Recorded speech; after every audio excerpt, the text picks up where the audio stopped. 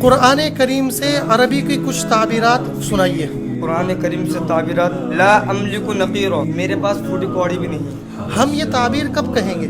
جب ہمارے پاس بالکل بھی پیسے نہ ہوں اور ہم کسی سے قرض لینے پر مجبور ہو جائیں، اس موقع پر اس تعبیر کو کہیں گے، لا املک نقیرا، میرے پاس کچھ بھی نہیں۔ اس کے علاوہ کوئی دوسری تعبیر؟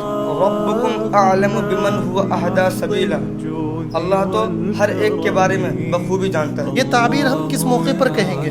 جب کوئی انسان گناہ کرتا ہے یا پھر وہ اپنے آپ کو نیک ظاہر کرتا ہے۔ نیک ظاہر کرتا ہے، اس وقت ہم اس تعبیر کو کہہ سکتے ہیں۔ کوئی تیسری تعبیر قرآن کریم سے جو آپ نے یاد کی ہو؟ ھذا حین علی، یہ تو میری چٹکیوں کا کھیل ہے۔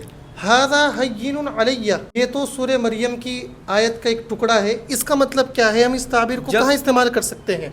ہمیں جب کوئی کام آسان لگے یا جس کو ہم بالکل سہولت سے کر سکے